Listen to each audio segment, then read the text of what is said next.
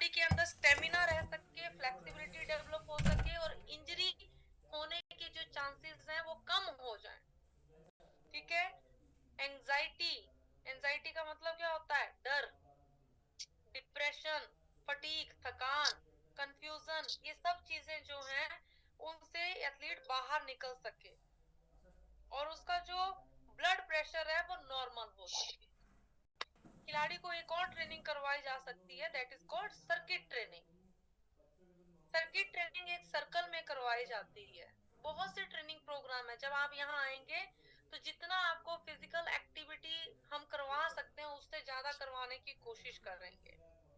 एक सर्कल में क्लॉकवाइज और एंटी क्लॉकवाइज ये ट्रेनिंग करवाई जाती है और इसमें स्टेशन डिवाइड किए जाते हैं और बॉडी पार्ट को लेकर के ये ट्रेनिंग करवाई जाती है। फॉर एग्जांपल, नेक को लेकर के एक स्टेशन, डेल्टॉइड मसल यानी शोल्डर को लेकर के एक हो गया, ओके, फॉर आर्म को लेकर के एक स्टेशन हो गया, ट्रंक रीजन को लेकर के एक हो गया, हिप को लेकर के एक हो गया, नी को लेके एक हो गया, एंकल को लेकर एक हो गया। तो जितने स्टेशन बनेंगे उसमें स्पेसिफिक एक बॉडी पार्ट की एक स्पेसिफिक एक्सरसाइज होगी जिसको सर्कल में किया जाता है और पर्सन चेंज होता है। ओके, बहुत जल्दी आपकी ये स्लाइड खत्म होने वाली है। टाइम ओके 10:06 है। बोलने का मतलब ये है कि हर किसी की बॉडी के अंदर थकावट होती है, लेकिन आप कैसे अपने बॉडी के अंदर इंप्रूवमेंट लेके आते हो और अपनी एनर्जी को विदाउट वेस्ट किए अपने टास्क को कैसे कंप्लीट करते हो वो डिपेंड्स करता है आपके ऊपर। मैंने इंजरीज की बात की थी, इंजरीज में थोड़ा सा ध्यान दीजिएगा कितने टाइप की इंजरीज होती है। बीइंग अ कोच आपको हो सकता है किसी ऐसी मुसीबत का सामना करना पड़े कि जब आपका एथलीट जो है वो इंजर्ड हो जाता है और नियर बाय में हेल्थ सेंटर हॉस्पिटल नहीं है तो फर्स्ट एड आपको देना पड़ेगा। तो इंजरी को आपका नॉलेज होना चाहिए। Skin injury, muscular injury, bone injury, ligament injury, ये इंजरीज होती हैं। एब्रेजन, एब्रेजन का मतलब होता है रगड़ लगना। जब हम किसी हार्ड सरफेस के साथ में टकरा जाते हैं, हम दौड़ रहे हैं और जमीन के साथ में रगड़ लग गई, तो आपने देखा होगा कि वो बहुत जल्दी से ब्लड निकलता है फ्लो में और एक जम जल्दी से बंद होता है। लेसरेशन, लेसरेशन का मतलब होता है कट लगना। Laceration divided into 3 part, simple laceration, contused laceration और कंपाउंड लेसरेशन। आप लोगों ने बचपन में या इस एज में बॉयज को छोड़ करके गर्ल्स की भी बात कर, बॉयज को तो कभी शेविंग करने के समय में भी कट लग जाता है, ब्लेड का कट।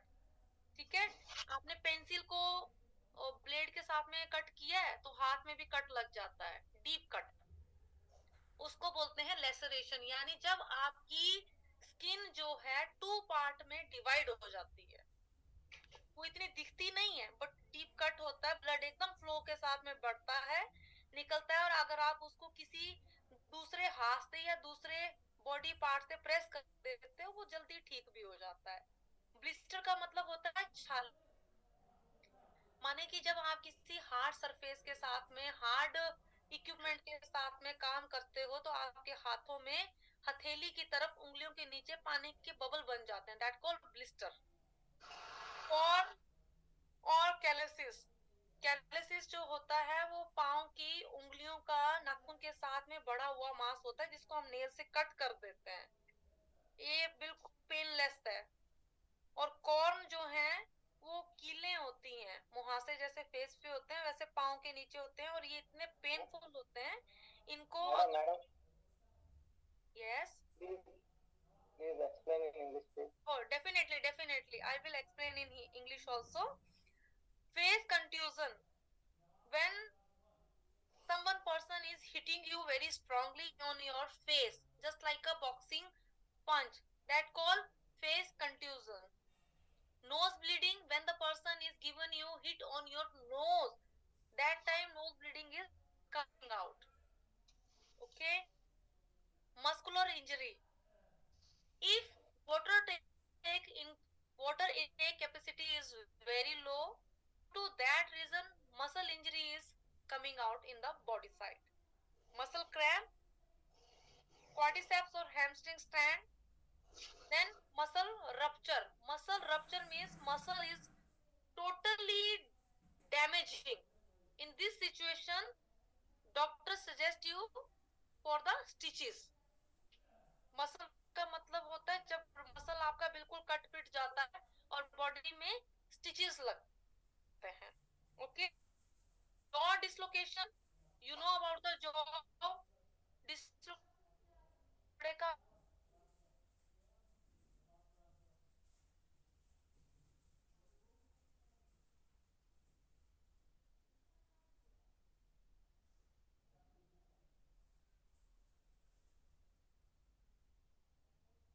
दबाव पड़ना और मोच आना. ओके. ये एंकल में होता है. लिगामेंट इनके नी में और एंकल में रहता है.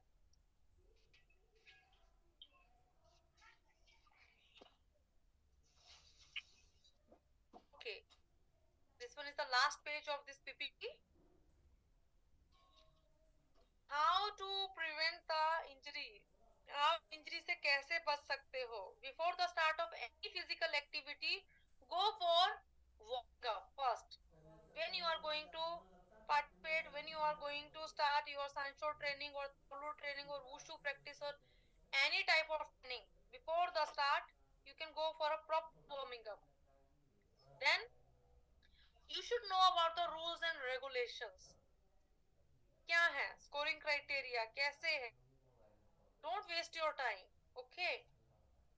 Arrogant behaviour of a player, मतलब कोई एथलीट है आपकी बात नहीं सुनता है, नहीं मानता है, आपने बोला ऐसे नहीं करना है तो वो सोचता है कि एक बार करके देख लेते हैं. Avoiding the use of sports cards. During competition time पे आप लोग इक्विपमेंट यूज करते हो लेकिन एक्टिविटी टाइम पे नहीं बैठते हैं. प्रोटेक्टिव गियर्स का proper use during the activity time होना चाहिए. When you are taking part of any physical activity in the training time you should wear your protective gear. Poor maintenance of platform field. अगर आपका dust बहुत ज्यादा है, platform के ऊपर rust लगी हुई है इक्विपमेंट के अंदर, स्वेटिंग होने के बाद अपने इक्विपमेंट को प्रॉपर सुखाते नहीं हो और दोबारा वही पहन लेते हो तो स्किन इंजरीज हो जाती हैं. विदाउट वार्मिंग अप, वो तो मैंने आपको बता दिया. पुअर इक्विपमेंट बाय सांडा प्लेयर्स, ये भी आपको बता दिया कि अगर एक दूसरे की चीजें भी यूज करने से स्किन इंजरी हो जाती है. सो आई होप सो आप लोगों को समझ में आया होगा. Yes. Yes. Yes ma'am. Yes ma'am. चलिए, कोई डाउट किसी का. Yes please. सीवीआर के अंदर है ना, आपने कुछ एक चीज बताई थी, उसका मीनिंग क्या होता है वो भी याद नहीं आ रहा है. कार्डियोवास्कुलर रेस्पिरेटरी, जो आपके हार्ट का काम करता है, ये चीज. हाँ यहीं पर ही. मैंने इसको बोला कि सीवीआर 1 में आपका जनरल वार्मिंग अप आएगा स्ट्रक्चर का, जिसमें वॉकिंग का, रनिंग का, जॉगिंग का, गैलेपिंग का, स्किपिंग का और जंपिंग एक्सरसाइज, ये सारी एक्सरसाइज आपकी आती है. दो सीवीआर है आपके, एक सेकंड फेज में और एक फोर्थ फेज में. सेकंड फेज वाले को आप बोलोगे general physical exercises, general fitness exercises, और जो फोर्थ नंबर पे है वो है आपका specific exercises. Madam ji yes please. जब आपने जो ब्रीथिंग की जो बात बताया था ना ma'am, less power more breathing, वो ब्रीथिंग व्हाइल थ्रोइंग बताया था ना आपने, वो जरा एक्सप्लेन करेंगे please. Yes yes yes yes please. मैंने आपको बोला कि जब भी आप कोई भी टेक्निक अप्लाई करते हो, either punching, either kicking, either throwing, either holding, कोई भी, अगर आपने लॉन्ग ब्रीथ लिया है, आपने मार्शल आर्ट में लोगों को देखा है पेट के ऊपर बाइक चढ़ा देते हैं, पेट के ऊपर स्टोन तुड़वा लेते हैं. अगर वो ब्रीदिंग लेते रहे ना तो उनको इंजरी हो जाएगी. वो क्या करते हैं, अपने बॉडी के उस पार्ट को डाउन कर देते हैं और जब उनके ऊपर स्टोन रखा जाता है या बॉडी के ऊपर टायर क्रॉस किया जाता है तो वो अपनी ब्रीथ को होल्ड करके लॉन्ग ब्रीथ लेते हैं और अंदर ब्रीथिंग को होल्ड करते हैं और जब टायर क्रॉस हो जाता है तो खड़े होकर के जोर से एक्सहेल करते हैं.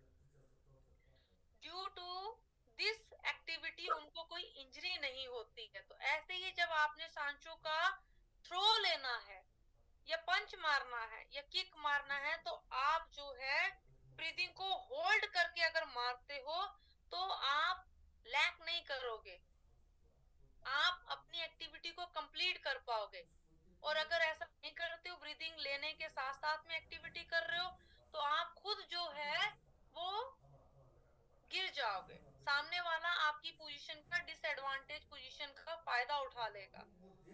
जरूरी नहीं है आपने थ्रो अप्लाई करने के लिए आप गए हो तो आप भी लगाओगे, सामने वाला भी लगा देगा। अगर आपने पूरे पावर, कॉन्फिडेंस, स्टेमिना, स्ट्रेंथ का यूज नहीं किया तो। इसलिए long breath, inhale to nose, exhale to nose, और अंदर होल्ड करके जो है वो अटैक दिया जाता है। ऐसी ही एक ही तावलू की चीज है। Just 1 minute. अगर आप लोग जंपिंग टेक्निक कर रहे हो, जंप लगा रहे हो, एयर कार्टव्हील लगा रहे हो, या आप लोग स्नैप किक लगा रहे हो, या फिर आप लोग टाइगर फॉल या टाइगर जंप लगा रहे हो, तो जब तक आप लैंड ना कर जाओ तब तक आप ब्रीथ जो है वो होल्डिंग पोजीशन में होनी चाहिए। जी प्लीज। तो थ्रोइंग करते वक्त ब्रीथिंग लेना है, होल्ड करना है, साइना में। बिफोर दैट लेने समय बिफोर दैट नहीं, बिफोर दैट होल्ड लेना है, करना है, ड्यूरिंग नहीं लेना है, ड्यूरिंग होल्ड कर रखना है। बिफोर दैट लेना है, ड्यूरिंग द टाइम होल्ड करके रखना है, उसके बाद Yes. छोड़ना है। उसके बाद जब आप उसको गिरा देते हो फिर छोड़ना है, एक्सेल उस समय करना है। Okay ma'am, okay, thank you. Okay. एक क्वेश्चन और पूछना था। जी जी जी। कभी कभी देखा है कि फाइटिंग के टाइम है ना, जैसे स्टेट कंपटीशन होते हैं वहां पर है ना, बहुत से जन है ना सुपरमैन पंच का उपयोग करते हैं, तो वो वैसे अलाउड है या नहीं होता? कौन सा सुपरमैन जैसे पंच? जंप लेके पंच मारना। नहीं नहीं जंप नहीं लेके नहीं नहीं नहीं, मैंने जब आपको ये टेक्निक बताई तो मैंने आज ही बताया कि पे अटेंशन, एयर में पंच नहीं बनाना है, ground your feet, then go for punching technique. ऐसा कोई करता है तो उसका पॉइंट तो वैसे भी नहीं मिलता ना उसका। नहीं, पॉइंट तो मिलेगा। पॉइंट का तो मिल देखो ऐसा है कि जब आपके वैलिड पार्ट पे बॉडी के अटैक हुआ है तो उसका स्कोर होता है, लेकिन ये चीज का हमेशा ध्यान रखना कि एयर में जाकर के अगर आप पंच मारते हो तो उसका स्कोर नहीं है। अगर एयर में, जैसे आप बोल रहे हो कि सुपरमैन पंच यानी हवा में जाकर के अगर आप ऊपर की तरफ में मार रहे हो, लेकिन आपकी लैंडिंग सही है, लैंड किया आपने, ठीक है, आपको स्कोर मिलेगा। ऐसे ठीक है।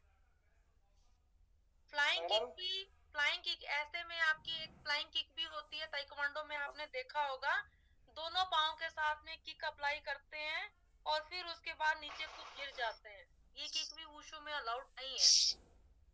रोटेशन होके भी मारते हैं, रोटेशन किक मारते हैं ना, घुमा के रोड। हाँ, आप मारो, अलाउड है, लेकिन आपकी बॉडी जो है वो बैलेंस में आनी चाहिए। अगर आपने किक अप्लाई किया और खुद आप फॉल डाउन हो गए तो आपको ताउदी मिलेगा। Okay ma'am, one more doubt ma'am. Yes please.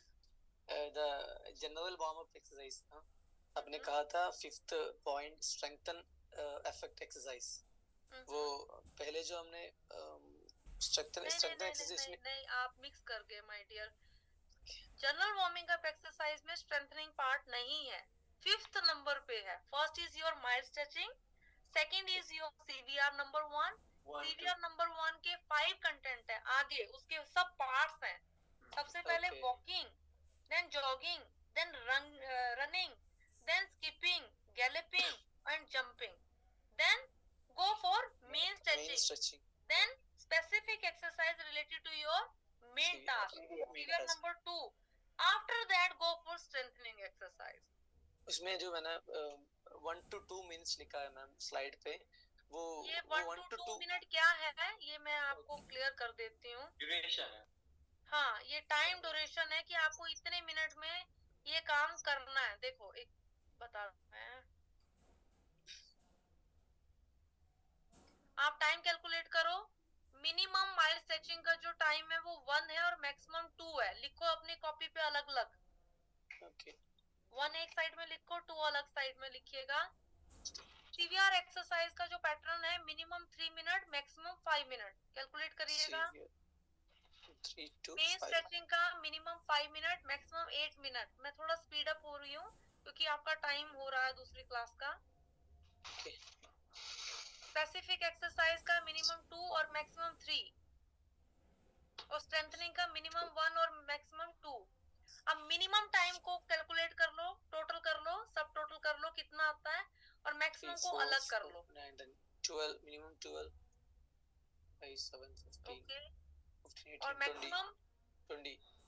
या तो मिनिमम आपका 12 to 20 मिनट का वार्मिंग अप हुआ, इससे कम का नहीं हो सकता, ज्यादा का हो सकता है वेदर कंडीशन के अकॉर्डिंगली।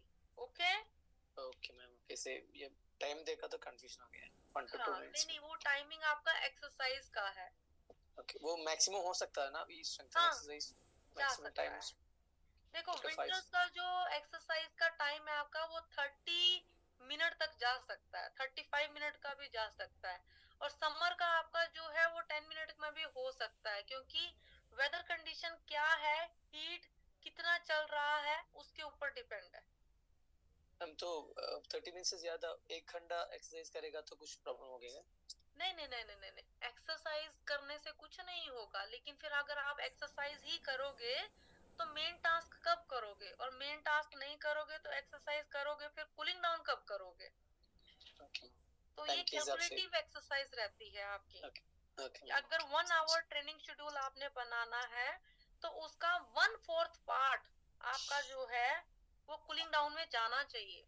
यानी जितना आपने वार्मिंग अप किया है उसका 50%। अगर आपने 20 मिनट एक्सरसाइज किया है वार्म करने के लिए, वार्मिंग अप के लिए, तो 10 मिनट का एक्सरसाइज आपका कूलिंग डाउन का होगा, तो 30 मिनट तो आपका ये वैसे ही निकल गया। 30 मिनट आपका मेन टास्क होगा। Got it? ओके या thank you Madam, yes.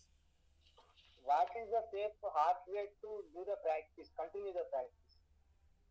What is the Safe rate of- heart rate, what is continue the practice. what is the That continue the can take practice? What is the heart Yeah, yeah. rate? Yes, yes, yes. yes, आप बहुत advance में चले गए।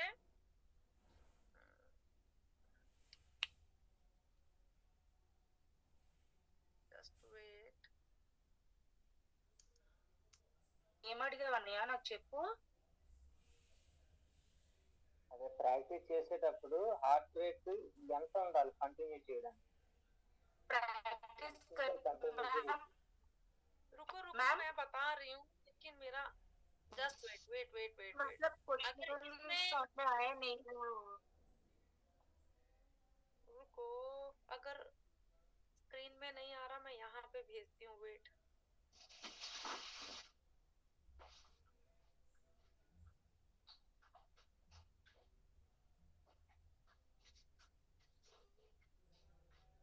Give me some few minutes.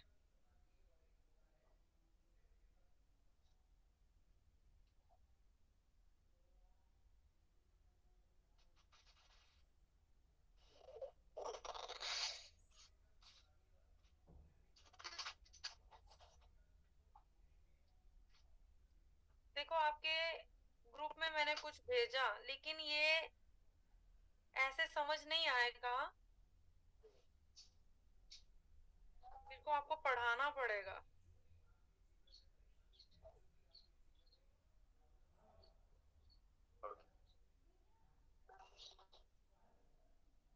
ये देखो, दिखा?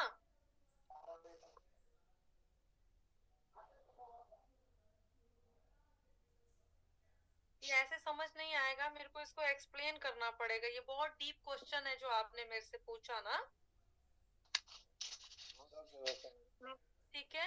अभी madam की मेरी I will give you the proper notes, but not now. Tomorrow I will teach you, because now the time is 10:25 and your another class time is 10:30. Okay madam, thank you. Okay, I will explain all the things. धन्यवाद। Okay ji, please start your class. Thank you so much. Thank you ma'am. Thank you ma'am. Okay. Thank you ma'am. Thank you ma'am.